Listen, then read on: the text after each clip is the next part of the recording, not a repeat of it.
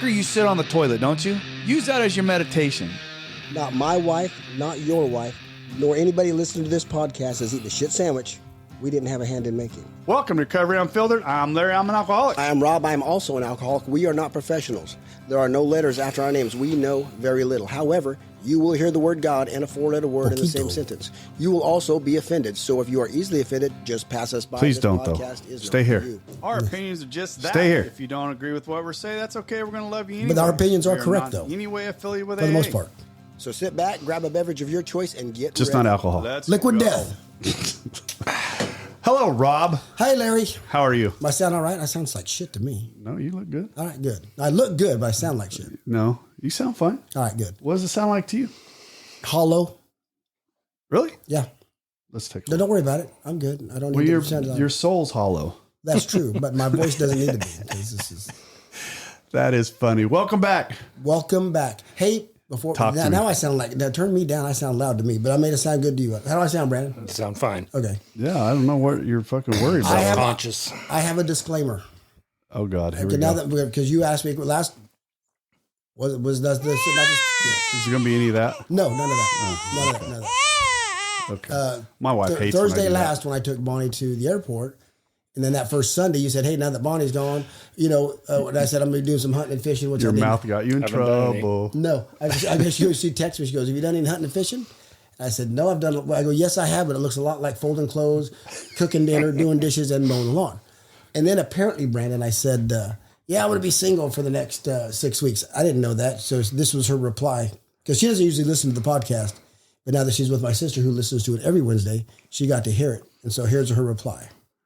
The fuck you are single for 6 weeks. I'll beat you and rip a bitch within an inch of her life. You're all mine all the time forever. And if you know my wife as these two do, Oh, you know, yeah. That is 1,000%. 1,000%. I am not a single man for 6 weeks. I'm still a married man just without a wife. Hi, Brandon. Hello, Larry. I hadn't even introduced you yet. So we got Brandon back in. Which we had planned. Oh, Must be another 90 days then. No, we wanted to bring you back. We've been working through a couple things, and so we're going to dig into some today. Cool. How I'm you gonna dig been? into Brandon. I'm having a good day. Yeah. Yeah. Not every day's been good, but today's a good day. How far along? 90 some days? No, 6 months in yeah. a week. So we're at that, which was perfect. Right. 90. Now we're at another Right. 90. The first 90, he was like, when last time I was here was. Oh, I was on fire. Yeah. So what happened? Or what do you think happened? Where are we at? Let's catch up. Just trying to move through life without any, there's just no relief, you just deal with it all day, every day. So- There's no going home and getting away from anything anymore. No escape. No escape. Exactly. Ever since I was 14, every night or all day, I was either high or drinking or something. And now I Is don't this the do longest you've been anything. sober? Off of everything, yeah. Right. This last time I went 60 days in rehab. I waited another 60 days and then I started smoking weed. So Yeah, now so you I'm- had California another, sober, baby. right? You Yeah. had another numbing process. yeah. And now there's nothing. So I did Liquid some. death. God. And the power, Yes, the I power of have the program. God. the power of And the- that's You what know, I need did to some. focus on more. After I saw you yesterday, I did some because what's funny is it's not funny, but it's reality, right? I go through it, Brandon. I go through exactly what you go through, right? I deal with it a little differently. I shut down, but I'm a sad clown, right? I think Brandon shuts down. I think do, Brandon but- inverts. But I'm a sad clown. It's very hard for people to see it because I shut down internally. But when I'm around people, I can open up, right? That's part of that depression thing that I went through for a very long time. Not That like was, the actor. right. That was the mechanism I used. When I was around people, I was perfectly fine. But inside, Well, you I acted was perfectly fine, right. but you were dying inside. Correct. So, and I'm still that way now, right? I don't want to be a burden on somebody else. That's just me. I don't want somebody else to go, man, Larry, you okay? I don't want that. If I'm not okay, I typically will spew that out in a meeting, or you guys you've heard it, right? Or I'll do it on the As we podcast, should. and I'll do it somewhere. So, but I've gotten to where I can like read people, we can. And I saw you yesterday and I knew that you were struggling, right? I knew that you were kind of getting into that thing. So I talked to Rob and we decided, let's bring Brandon on. He was kind of wide open, right? We were going to record today anyways. And I had another topic, but I'm going to deal with this one. So I read some stuff this morning. And I want to talk about a few of these, and I'm going to read the first part, and then we'll talk a little bit. It says, people in early sobriety often experience anger because they are no longer using alcohol to numb difficult emotions, forcing them to confront raw feelings like guilt, shame, frustration, and past trauma that they might have been avoiding, leading to a heightened emotional state where anger can manifest easily. Essentially, sobriety exposes the underlying issues that were previously masked by substance use. Key reasons why sober people might feel angry.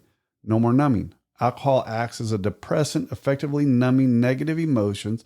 So when someone stops drinking, they may suddenly feel the full weight of their issues without a coping mechanism. I've got some more stuff in here, right? Yeah, there's no no coping mechanism after a bad day at work, Right. which I've had a few. Now, okay, what is a bad day? Right. Just frustration, things aren't going right. Right now they got us doing, I'm a sheet metal worker and they got us doing fiberglass duct. I've never done fiberglass duct. I'm not a fiberglass guy. Yeah, but they want us to put this stuff together, and it's That's like, true, I don't know nothing about this. But I watched you work. I mean, this Sorry, is what I'm frustrates. laughing because I see Rob Gearing right now. I know where you're going. Right. I've seen him work. He's like Aaron. He's like a lot of our brothers, which is not like me. I can't do, he's talented. He can do anything. It just, guys, it's not in my comfort zone. Right. And it's not what I've done for 30 years that I've gotten good at, which isn't what I do in the Bay Area either. Let me ask you a question. I'm more of a welder and a fabricator, and I go to the Bay Area, and now I do duct work. Can I ask you a question? Sure. Did it pay you any differently? No, it pays the same. Okay. It pays pretty good. Did your reaction, did your day go, did you still work 8 hours? Oh, yeah. So you still got pay, you still went home, you still did all that. Then what the fuck does it matter if you work with fiberglass, aluminum? He just said took him out of his comfort zone. Yeah. But I'm trying to get you to see something here that it doesn't fucking matter what. Yeah, but I don't look at work that way. And I also have the 3-year itch is what I call it. Ooh, what's that? What is it? If after I work at a company for 3 years, I'm ready to move on. Wow. That's a different subject we're getting. Because when you first started a company, you don't know anybody in the office. You usually know 1 or 2 guys that probably got you hired. You don't know their boss. You don't know all the coworkers around you and all their drama. After 3 years, you've learned all the drama. You know who's lazy, who doesn't do their job, who's the whiner, who's the baby, who gets all the attention. Well, now I've been at this company. August will be 3 years, and I'm getting that itch because I know everybody. I know who's the golden child, the one that gets all the special attention. And it's just like, I'm ready to move on. I'm not going to, I hope, but that's just my pattern has been. After about 3 years, I got to move on. Well, you're not content. And here we are in the sober life. We are in the process of breaking patterns, right? Which are not easy, right? Especially those. However, what is and this is human beings, but us. What are the 2 things alcoholics hate? Change and the way things are, right? Yep. And we're living in either one, right? So that's that what reminds me of a little cartoon that I saw yesterday, and I took a picture. I know this isn't video, but you two can see this. I'll act it out, and it was perfect. I'll pantomime that. This was me right here. I have itch. Let's see what we got. Well, now Life and sobriety with a rainbow and a beautiful day. This is unbearable. And then right, a picture of you sitting in active addiction fire going on in the living room, and the place is burning down. And this is fine. Right. I thought, well, that's where I've been. Right. Yeah. Why do we get that way? Perspective. Yeah. Because Brandon says, what I asked him, what makes it? Because remember, I never say bad day. Right. Bad No. Hard. I mean, even burying people, going through cancer. I've had a lot of hard days. Never had a bad day in sobriety. But perspective. Right. It means, and he said, frustrated days because things weren't going his way. Yeah. I deal with that. I try to dictate how things go at work, but I'm not the boss. I used to be a boss, and now I'm not. but I still try to dictate, no, we're not doing it like that. We're going to do it like this. And then I look at the boss and he's looking at me like, you don't get to tell us how to do it. It's like, all right, I'll shut up.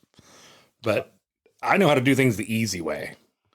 And it seems like more often than not, we're doing things the hard way. And then that gets frustrating. And it's like, if we'd have just done it my way, we'd be done already. One of the biggest things that has resolved a lot of that with me, Brandon, is, my sponsor who sits over there across from me, he told me one day, he said, most of your resentments come from your own character flaws.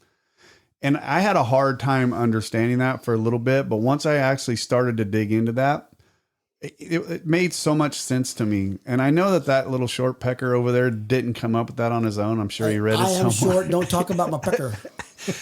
But that helped me so much, because when I realized that and I really started digging into when that person over there upset, when I get pissed off at that person, why am I pissed off at that person? Right. Something inside yourself. Right. It's something that I don't like that person's doing. Yeah. I can't change what that person's doing. I can't. Right. So what happens? We got to go back to 417. We got page 417. We got to learn to accept, right? Yeah. We got to just accept that that's the way it is, right? For the moment. Right now. And if we do that enough times, eventually those things that come up like that no longer bother us. They're still there. My old boss They're was still telling me there, but they don't bother us. At work, he said, "Hey, Rob, we're going to do it their way. We'll make more money because we're going to do it twice." Right. And that can be frustrating because are they going to learn from it? Doesn't matter. Right. Doesn't matter. Like I'm in the same. We talked earlier this week a couple of times. I was frustrated. Right. Because there's a better way to do it. And they got me, guys with 20, 30, 40 years experience, with a young boss who wants to do it this way. Well, as long as no one gets hurt, we'll do it your way. Yeah. But it's frustrating because we could be done 2 hours sooner. Right. But whatever. But it doesn't. And this is what I keep going back to. It doesn't matter. Peace. Right. Do I want peace of heart and mind? How do you want to live? Right. Yeah. Do you want to live with that anger and that anxiety inside of you? No. You don't. I don't. Not anymore. So the only way I can do it is when I feel that coming. Go, why? Why is that? Why am I starting to feel that way? What is it about me that's making me feel this way? Mm-hmm. Right.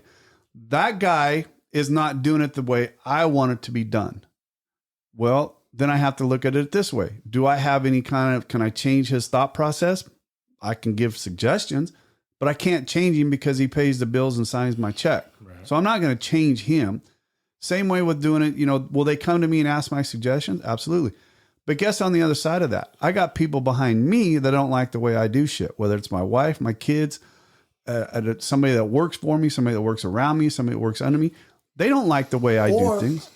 I'm also speaking of that, I'm bringing the frustrations of that guy home to my family. Yes. Yes. They shouldn't have to deal with that guy. No. God, no. Just because I can't deal with it properly. Now But I don't even want to live with myself, though, when I get like that. If I don't want to live with myself, why the fuck am I going to put my family up to it? We do. I did for years. I don't shut anymore. Them off, we close them out, and we're inside, and they're afraid to come to us, especially in early sobriety, because is he going to blow up like he used to? If that was one of his tales, is he going to go drink? I don't want that.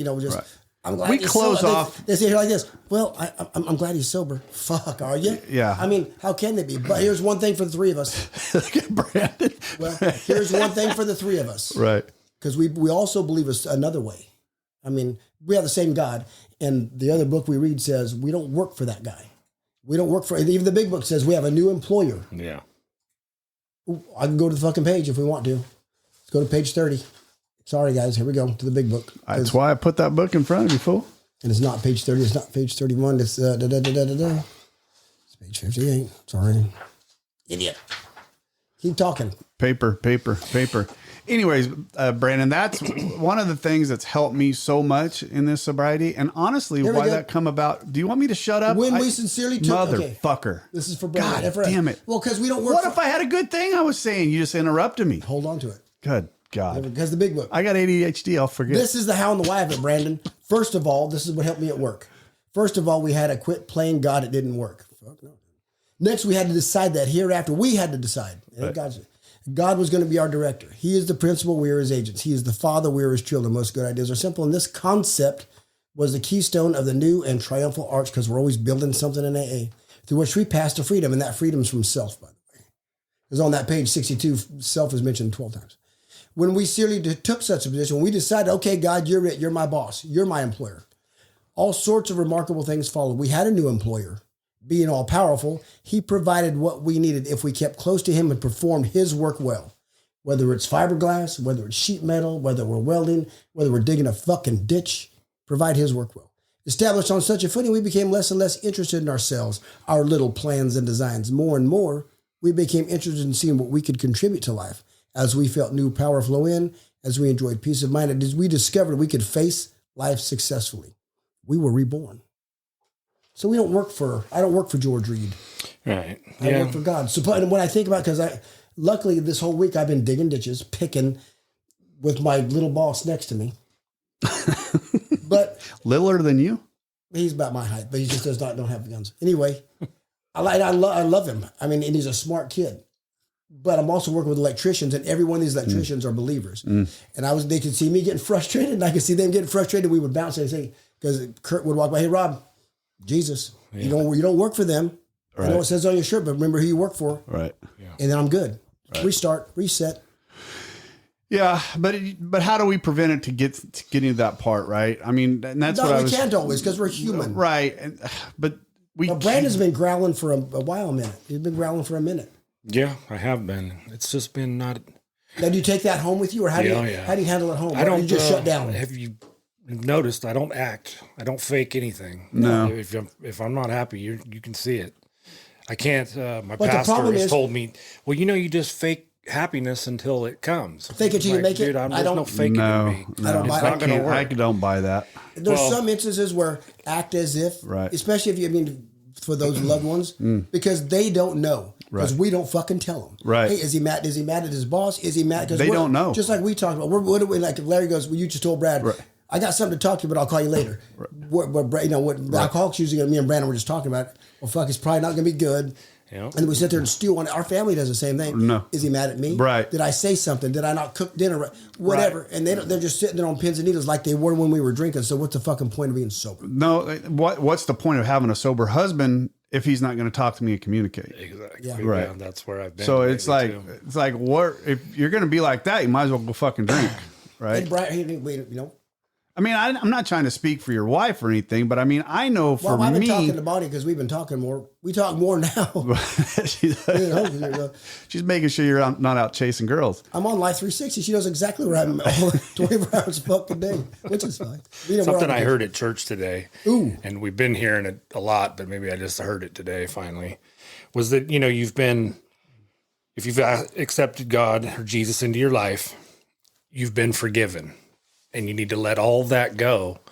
And no matter what's going on in your life, you've already reached victory.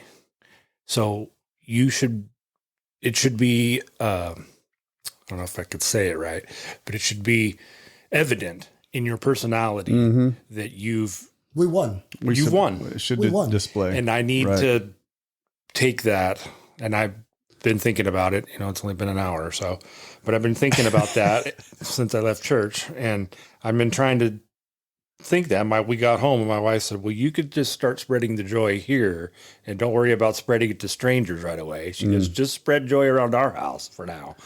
I said, yeah, I'm trying to. Is everybody walking around you nervously at home? Yeah. Every time my kids walk through the room, are you okay, Dad? Are you in a bad mood? Right. I'm like, no, I'm fine. I'm just sitting here quietly. I feel like saying, I'm not drinking. I mean, what more? Well, you want a fucking pat on the back for not drinking, but you know what? They want dad. Yeah. They want fucking dad. So, and the sad part about it, Brandon, is that we've seen the other side of you. We've seen you happy and joyous. Yeah, I know. And we have gonna get there. But to me, it's a process that I have to go through all the time because, like I said, as soon as I feel it, I want to resolve it, right? Same way as I do any instant gratification. As soon as I feel that anger or that starting to shut down, that weight starting to come on my shoulder, I have to stop and go, what's causing this? Because I don't want to be like that. No, I don't want to be that person because I was that person for so very long. I don't want to be that person. And for God's sakes, I want to be joyous. I want my serenity. And you guys have heard me say this so many times. The alcohol is not why I stay sober. It's not, right? I stay sober for my serenity and the peace and the happiness that I have in life. Yeah. That's why I do it. And if I don't have that, what's the point? Right? So I work on that peace and that serenity more than I do anything else. Like I said, alcohol is not a thought process for me anymore. It's not. Wasn't Now- our problem anyway. No, now my process is how do I keep this peace and this joy that I have found through my sobriety, right?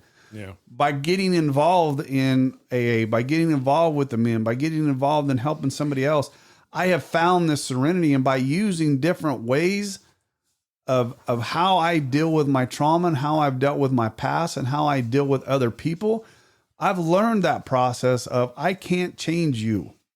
Beyond my nose, I can't fix anything past that. I can't. Yeah. And the more I try, the more angry I get. And I ceased fighting. I don't want to fight that battle because I'm not going to win. No matter what, everybody around me loses and I lose when I try to change people past my nose. Can I share a couple things as far as the big book? You know, when, Well, as far as family, We'll go ahead and allow you this one time. appreciate that. The page 19. I just reached, and I'm grateful that you got a great sponsor because a lot of the stuff that's highlighted should be fucking highlighted because it's easier for me to find as it should be in your book because that's what it says. A good sponsor would have brought his own book. Well, I got the big book, but I know where to find it. It says that on page 19, none of us would make a sole vocation of this work, which is alcoholism, sponsorship, meetings, nor do we think its effectiveness would be increased if we did. We feel that the elimination of our drinking is but a beginning. A much more important demonstration of these principles, love, tolerance, right?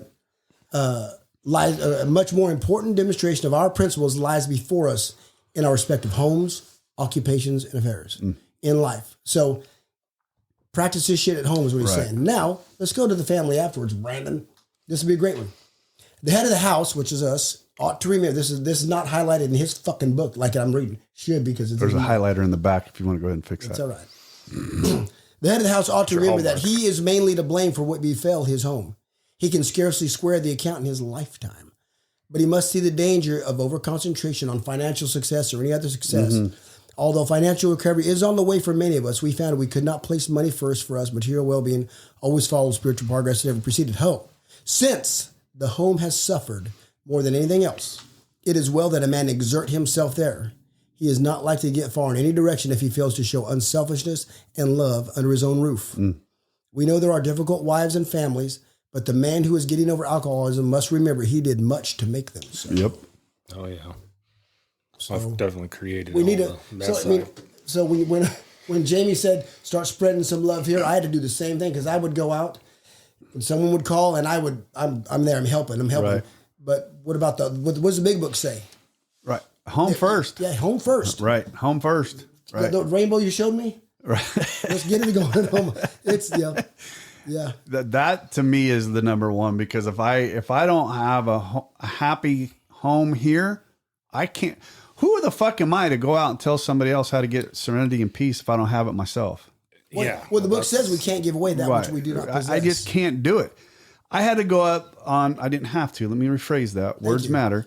I had the privilege of going up and speaking again Friday night at Maynard's. Right. Because I had surgery. Right. This is the first recording I've had since I've had surgery. I was still in a ton of pain. Right.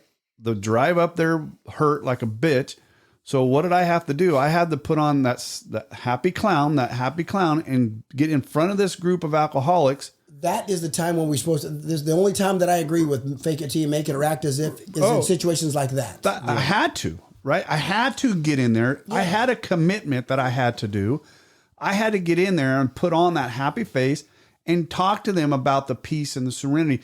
Because if I'd have went in there with a shitty fucking smile and a shitty ass, fake ass shit, they would have saw right through it. Us alcoholics, we can read bullshit. Oh boy. We can read bullshit and from a mile a fucking way if somebody's lying to us or somebody's trying to fill us full of shit.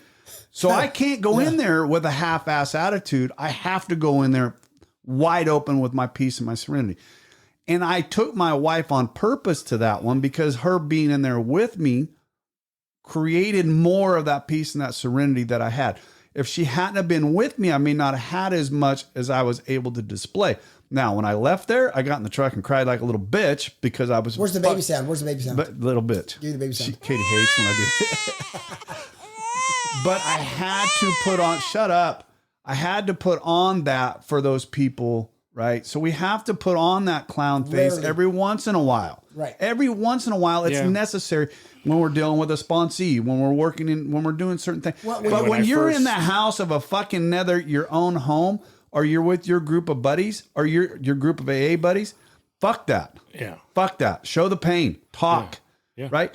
Your wife, I promise you, if you opened up to her and started talking to her about what you're angry with, she is going to walk with you. Or not necessarily that he is angry. He's like, babe, I'm brand new and I just don't know how to process this right now. But why not give her the opportunity to help him? Oh, absolutely. Why? Give her the opportunity to sit with you and talk. I do with Katie all the time. It was hard. That's my pride. Yeah. Fuck that pride. I know. Or just Fuck give them the that. peace of mind. Hey, it's not you. This is what I'm dealing with, and it's outside, and I'm just struggling with it. But just let them know it ain't them until the time they can have that. Because it takes time to get to that point of communication. For me, I talk to my wife. I open up to Katie more now than I do my sponsor. I couldn't do that in the beginning, right? Because I didn't know how to. But I send her a big fat check a week, man, to take that burden off of me. well, all of you guys, but because I have that kind of relationship with my wife, and I didn't have it in the beginning. I didn't. But that's 3 years in the making. Right. And what I had to do is when I would come home and I would But sit it starts there. today, Brandon. Yeah. When I would sit there and I would stew, she would say, "What's wrong?" Yeah. And I had to trust that she wasn't going to be mad at me when I started talking about the stuff that was bothering me. I had to trust that. And because I was opened up to her and because I talked to her about stuff, she doesn't judge me by my thought processes that I come through. And I promise you, Jamie won't. Sorry. I hope she doesn't bother that. No.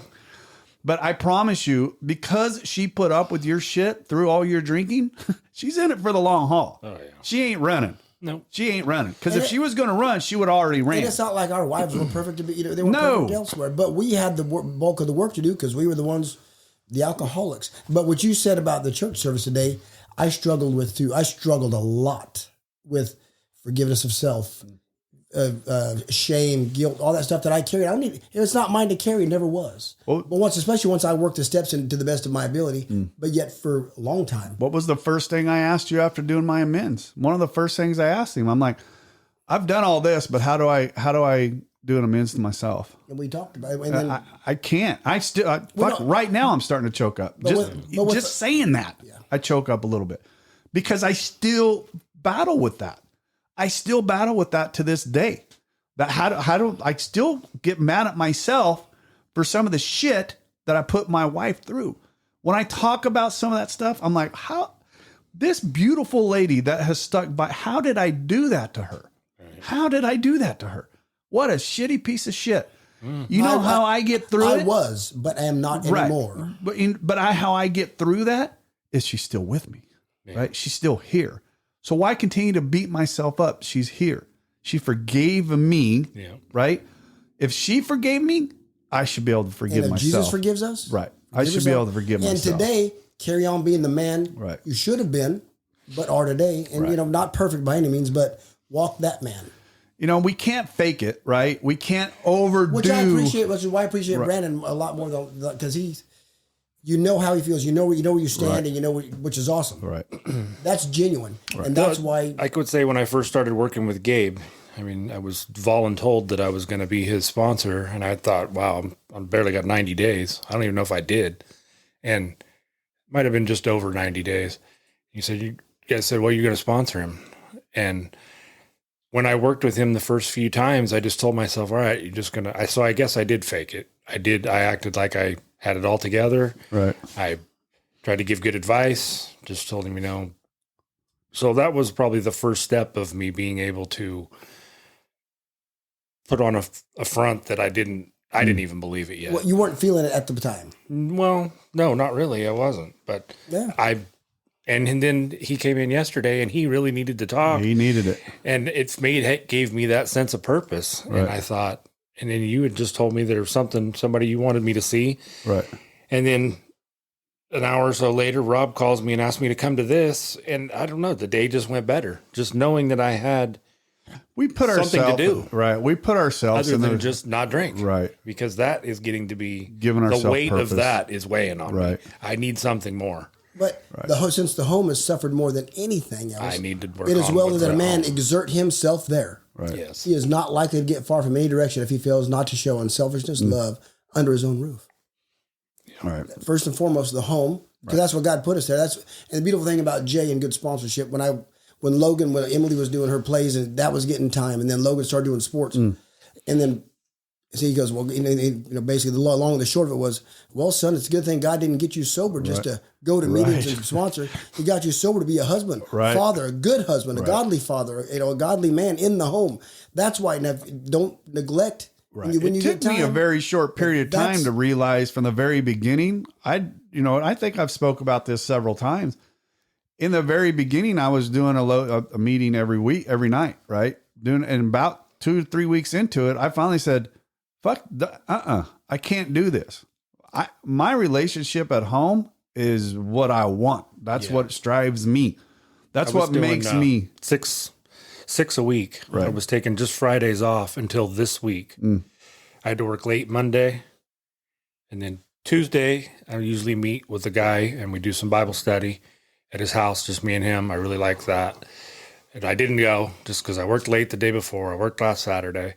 And then Wednesday I usually go to a Bible study. But the week before, this was also on church today, there was a couple of guys in there.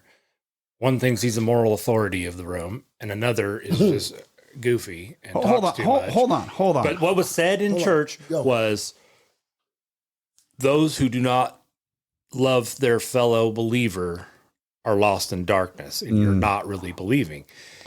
So I have to take away the principles before. I need to have principles before personalities.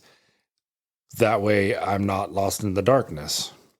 I don't know if that all came out right. No, I made sense to me, but I got a bone to pick with all that, but go ahead. Well, I mean, I don't know. No. And I think you and me on the same page on this one. Go ahead. But my thing is Brandon, when I hear you talk about other people like you just did, the moral authority guy, the moral authority. Is that who I think it is? No. But when I hear that, I honestly go, he's got a resentment to that person. Mm-hmm. I did, and that's why I didn't go Wednesday. I went to an AA meeting instead. So you took him out. He took you out of what you wanted to do because you allowed him to rent space in your head to take you out of what you wanted to do. Yeah. Instead of just but it didn't hurt to go do something different. I went back to primary, and I haven't been there in over a month. It all depends on your motive. Right. Yeah. So it wasn't like I did something. But let me ask you a question. Nefarious. I'm going to dig down here a little bit. What about that guy? If we took that specific person, what about him do you not like? What in your character defect, does it make you not to like that? Does that guy irritate you? The same reason his boss irritated him. Yeah, just trying to tell me, or just he tries to project his view of how to serve God. So I don't need your view. Well, tell me how the Bible tells me but to do it. Are you see what I'm trying to do here? I'm trying to get you to look at what your character flaw, what something about you control. Oh yeah, is making you authority. Authority. So you got to accept that, right? That's me. That's not him. Yeah, you're not changing him at all. No. So if you retract back, as soon as you start to feel about that person, you go, well, this is me. It's not him, right? This is me. This is not him.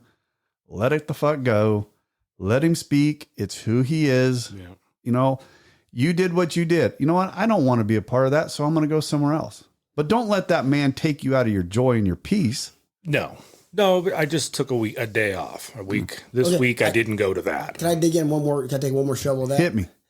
If that prick, I'm sorry.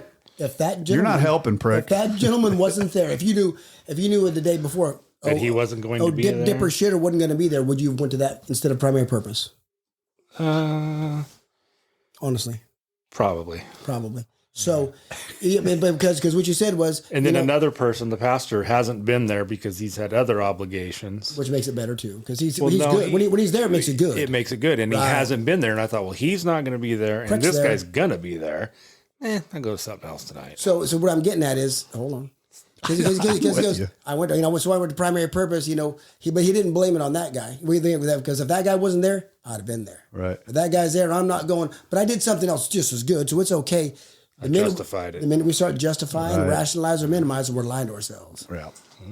But are we getting the joy out of that we would have? Because God don't. You know what? It's like this: if you crave a fucking hamburger all day long, that you just crave that fucking hamburger, and you get home and there's a piece of chicken there, and you eat that chicken. When you're done with that chicken, you're still going, "Fuck! I wish I'd have had a hamburger." Mm-hmm. Right? It's the same thing for us. If I need a meeting, in my mind, I'm going to go to a men's group somewhere. Right?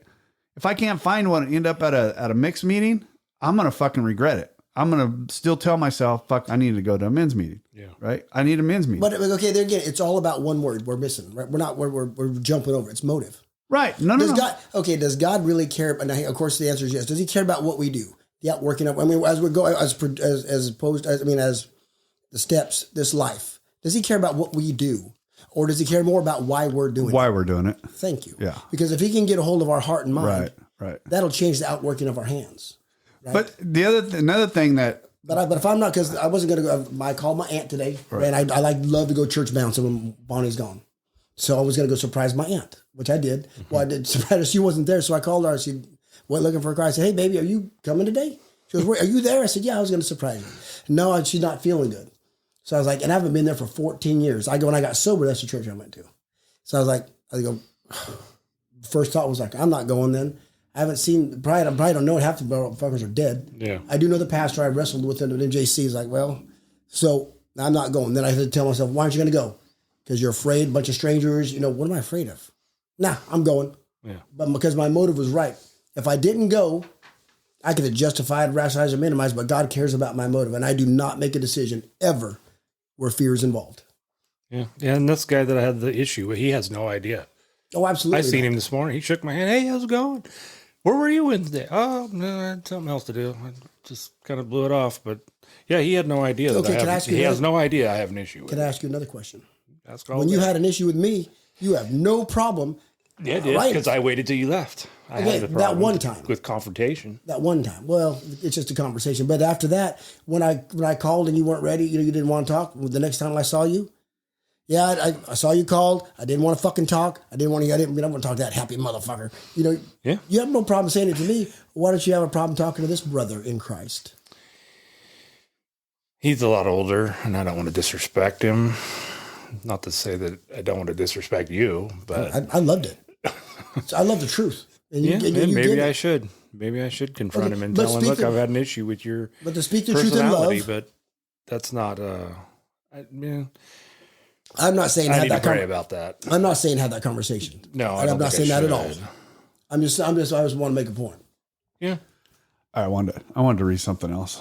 Still on the same topic, but I read this one earlier. If you get fucked up and you aren't angry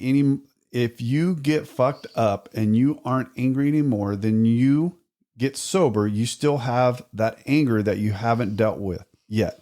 If you cannot handle these emotions on your own, then they fester. No amount of self-medication is going to help. Anger is something anger is something to experience and control, and that takes a lot of practice. Humility and pain in the ass control techniques. But it is something that you can learn to handle, yet society is fucked up. No rage is not normal response. Most people learn to handle it and find some way to squeeze joy out of life any way they can. Anger doesn't get you anywhere, but hedonism sure does. So I had to look that.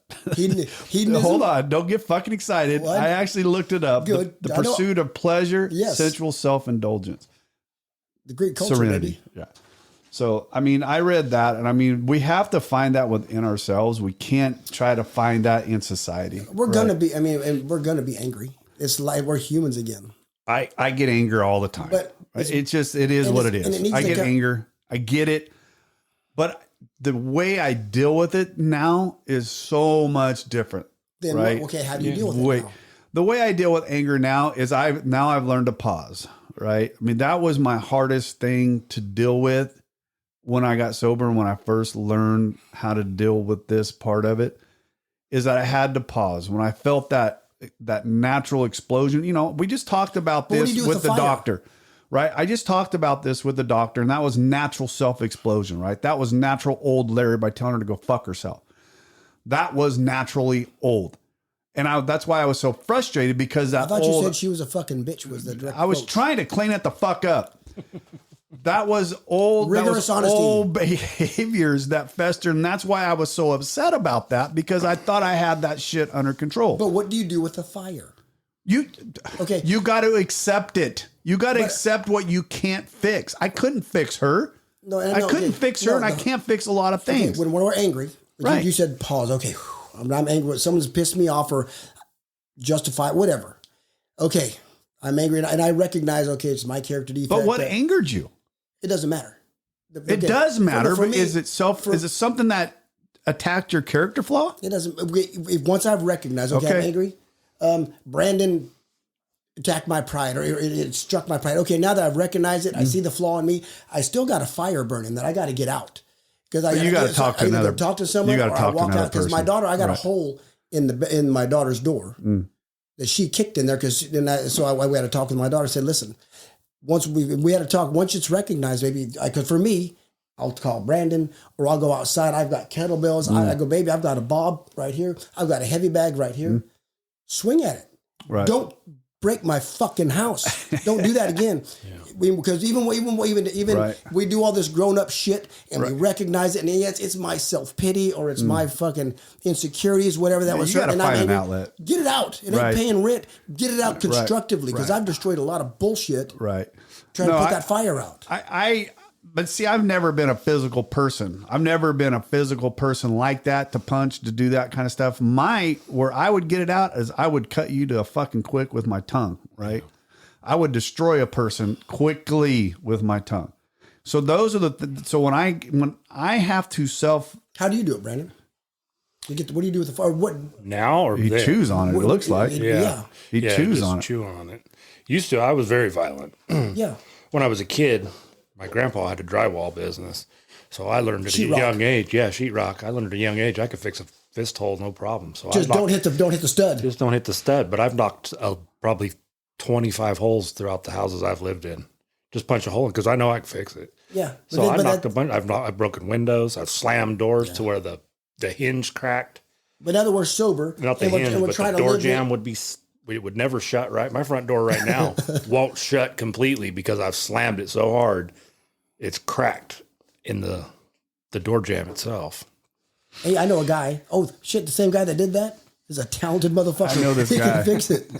Yeah, but I don't do things in my own house. I do it for somebody else. Exactly. We'll do that first. Anyways, so yeah, I mean, just learning to control our outward behavior. We have to look at it inwardly first, right? And that's the key to this, is what's causing this. What's causing me to sit here under the fucking thorn bush and fucking sulk? What's causing this, right? Yeah. You're Because talking. That's a Bible quote. That's a Bible reference it's from Job. Jonah. It's Job. Jonah. Jonah, yeah. So what's causing me to be like this? We got to look at it internally, recognize it. What caused it? It's so and so. Well, what about so and so caused this? Well, he was trying to control me. Well, that means I have I was Pride pissed and that it was a pride and ego thing. Well, get the fuck over it, right? My pride and ego, because we try to live very humble lives. We don't have that. We got to let that go. And what the big book says, we ask God to help. Lord, Right. whenever we look for resentment, selfishness, dishonesty, and fear, and anger, when these crop up, we ask God to remove them. Right. We recognize it, see where our parts in it, and say, Lord, We're not flawless. take it. We're not We will flawless. never be made pukey pure, and I don't want to be. But here's the thing about it. We don't have to live like this, we don't have to live like that. grouch and the brainstorm. We don't. I refuse to live like that. I refuse. I literally refuse to live like that. If I'm like that, I will literally look at Katie and go, I am angry and I'm pissed. Just leave me alone for a little bit. Yeah. Right. Or I got anxiety. And then I have to sit there for a few minutes and figure out why I'm feeling the way I'm feeling. What is it? What caused it?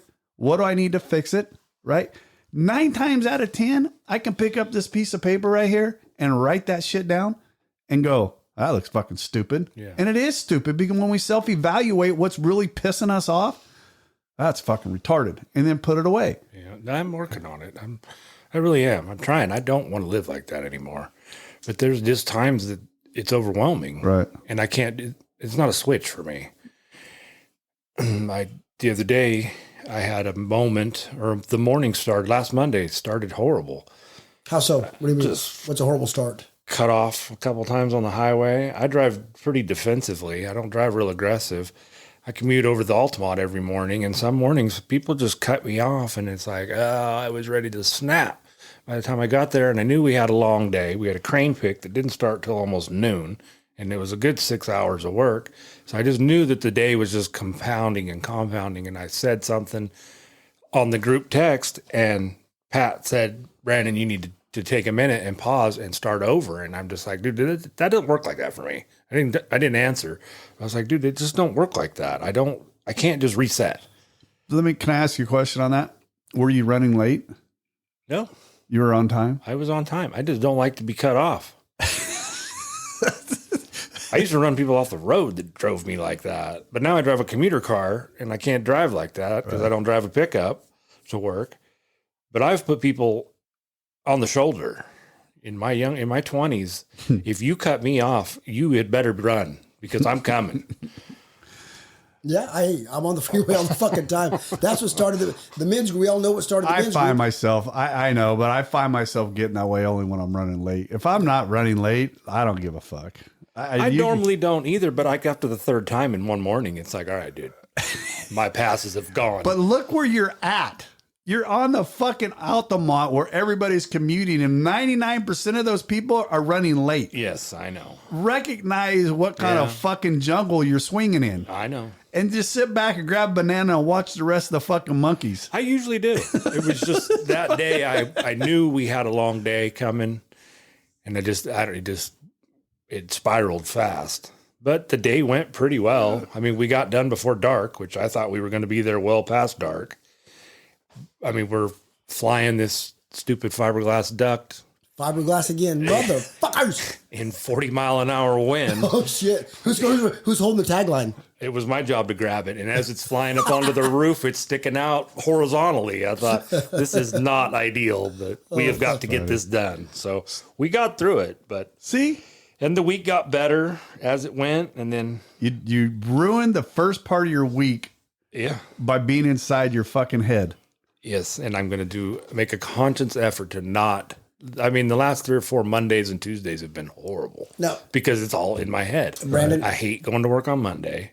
Tuesday, in my opinion, is a useless day. There's nothing good about Tuesday. You really got to change your latitude, brother. I know, I do. God. You've already talked yourself into tomorrow being a shitty day. Yeah. No, I'm not. Not tomorrow, my guy. But this is the new leaf right now. In my old thought process, that's how I looked at it. Right. Mondays suck. Well, you ain't hungover tomorrow. No, I haven't been hungover in 6 months. Right. Which is nice. I don't drive to work with guilt and wondering what I said, Yeah, you know what? I know I have a big week ahead of me. I got a ton of shit going on. But once again, I have to look at it this way. I'm not in control on how the week works. I'm not. I don't. It's really the only way I can live. I can't live any other way. Because because I'm a control freak. I am fucking horrible. I am by far the worst that I've ever seen trying to control shit. I never thought I was, but I think I am. You are. I think I am. You are. I could tell by the way you talk. Yeah. Just ask me. I can tell you. Yeah. But for me, I have to let go 1000%. I can't. You know what is the biggest, and people make fun of me for this? When I got that new truck from the company I work for, it's got Super Cruise on it. So you can literally set the cruise control and it'll just drive down the road. You don't ever have to touch the steering wheel. Mm-hmm. You want to let go of control? Do that at 85 miles an hour going down the freeway. I can do it. Yeah. I can. 1000%. I can set that cruise control and sit there and just watch shit. Mine will do that for, I think it's 5 miles or something. I got to touch the wheel every few seconds. Yeah, I don't know, but it's just letting go, understanding. Yeah. All I can do is what's in front of me, right? Anything past my nose, I can't control it. It's none of your business anyway. It's not. What I can control is my ability to think, my ability to react, and my ability to do what my owners want me to do. That's how I can, my wife, my kids, what they want me to do and what they expect out of me, I can control that, right? What they don't expect from me is to be a dry fucking drunk that they can't speak to because they wanted their dad, they wanted their husband. And if they can't talk to their dad or their husband, what's the fucking point of being inside that fucking house? Yeah. Right? There's no point in me being here. I might as well be down at the bar fucking drunk. And God's the overarching power in all this. However, I still struggle. You know, Pat talks about starting over, starting your day over. I can't do it in and of myself. It always takes, I have to have a trigger. Well, trigger, there you go. I want to say there is no such thing as a fucking trigger except for the horse, motherfucker. I love it. I just want to see Larry say, but I have to have a mechanism. And mechanism, trigger, what's the difference? Motherfucker. Fuck you. I didn't think you'd catch any of that. Anyway, my tool for that is I have to talk to somebody. I call a brother. Right. Or That's I exactly just can't what I do do. it myself. No, I can't either. I have to have a reset, and usually I need someone's help to reset. That's where Brad is my number one spot where I go to when I get like that. Because that motherfucker I'm proud of you for catching. I wasn't going to catch these, so I said it anyway. Good that job, Brad will literally put me back in my spot in a fucking heartbeat.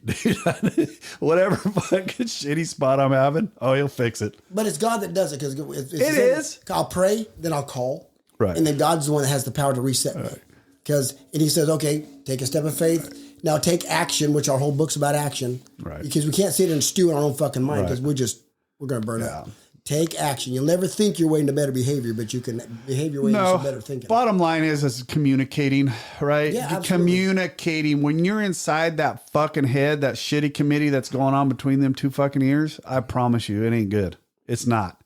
Because when I sit down in that easy chair and I just sit there and stare at that fucking TV and those thoughts are bouncing back and forth between my ears like a ping pong fucking table, and it's going back and forth, it's getting worse and worse and worse and worse. The longer I sit there and allow that fucking committee to run around up there, it's getting worse. Because they don't like me. That whole fucking committee. No, they don't like me. And they don't like my serenity. I can promise you that. Anything that can possibly go wrong, that fucking head up there of mine will destroy it. That's why if I stay inside there. The problem with the Alcoholic Centers and if we don't learn to pick up that phone, tap your wife on the shoulder, say, "Babe, can we talk? Son, can we go outside and talk?" Grab your grandkid and walk outside and talk to your grandkid. I'm going to tell you right now, they can't fucking argue back. they don't, right? Hey, whatever. God, another human being. Right? That's it. I mean, just talk. Get it the fuck out. Yeah, it's right. Even if it is somebody else that irritated you. I got guys that irritate the fuck out of me. I could sit here and give advice all day long, but I still have it. Yeah. But what do I do with it, right? I get it the fuck out of my head because I can't stew on it. I can't. Because the longer it's in there, the fucking worse it gets. Yeah. And I don't want to go home. I only have a short time with my wife. Very short time with her of an evening. Very short time with her of a morning. Yeah. I don't want the last thing she sees of me is an angry fucking face as she walks out the door. I don't want the last thing I see of her is her ass because she's pissed at me walking away. I don't want that. Yeah. I don't want that of my kids. I don't want that of you. I don't want that of anything. I don't. That's a choice. 1,000% it's a choice. Beautiful. And I ain't going to allow it happen. I don't. I want peace. I want everybody around me to be happy and joyful. I don't want their reason to be upset is me. Right. I don't. And whatever that takes. Can I close with a big book? Yes, absolutely. Here we go, page 66. It is plain that a life which includes deep resentment. Remember, resentment is the number one offender. Absolutely. It kills more alcoholics than anything. It is plain that a life which includes deep resentment leads only to futility and unhappiness. To the precise extent that we permit these, do we squander the hours that might have been worthwhile. So we're wasting time in that bullshit. But with the alcoholic, which is us three motherfuckers, whose hope is the maintenance and growth of a spiritual experience, this business of resentment is infinitely grave. We found that it is fatal. For when harboring such feelings, we shut ourselves off from the sunlight of the spirit. The insanity of alcohol returns and we drink again. And with us to drink is to die. If we were to live, we had to be free. We must be free of anger. Not alcohol, it says anger. Imagine that. The grouch and the brainstorm were not for us. They may be the dubious luxury of normal men, but for the alcoholic, these things are poison. So it's like us drinking poison, expecting that motherfucker to die. Right. All right, Brandon. Yeah. You're coming back. Cool. I'm not letting you out. That's cool. No, Rob. this was good. I didn't know it was going to be a therapy session for me, but hey, Well, I needed it. I don't want that to be a therapy session. I mean, you got to remember everything we're doing is helping other people, right? Same thing yesterday when you said you wanted a purpose. This right here is purpose. You coming on here and talking is going to help somebody. This is going out to 2,200 listeners now. Oh, wow. And we're growing. So you are helping people by coming on here talking about that. And if it does nothing else, it allows you to go out of here going, wow, I got some shit to work on. Oh, yeah. Because we always got 14 years of sobriety this guy's coming up on, and I guarantee you he still works on shit. Every day? Well, Every fucking day. You guys help me because I'm a dipshit. We don't stop working on this because that shit will pop up with me all the time. All the fucking time. I hate fucking self-pity. I fucking hate it with a passion. What did I say yesterday? I'm feeling self-pity and I was fucking mad at myself. I'm like, what the fuck is going on? I don't like this fucking feeling. I don't fucking do that. But why? Because I'm enabled to do shit right now. I can't go out and do the shit I wanted to do. So I was feeling poor me. Fuck you, Larry. Fuck you. You did this. You're hurt. You had surgery. Sit your ass down and shut the fuck up. Let your body heal. Right. That's just, it is what it is. So self-pity, no. Right? I can't allow it to step Brandon, in. I don't help him because I'll send videos of Rob with the you know, the what is that? What kind of hip do I got? I don't fucking know. What's Plastic. that metal? No, metal. You're not big enough to have metal. You're plastic. Oh, plastic hip, squatting and stuff, and he can't do it. Pussy. Thank you for joining us today. We hope you learned something today that will help you. If you did not, come back next week and we'll try again. If you like what we heard, give us a 5-star review. If you don't like what you heard, kiss my... You can't say that, can you? Anyway, if you don't like what you heard, go ahead and tell us that too. We'll see what we can improve. We probably won't change nothing, but do it anyway. Hey, thanks, Rob. Come back next week and hopefully something will be different and something will sink in. Take This care. has been Recovery Unfiltered.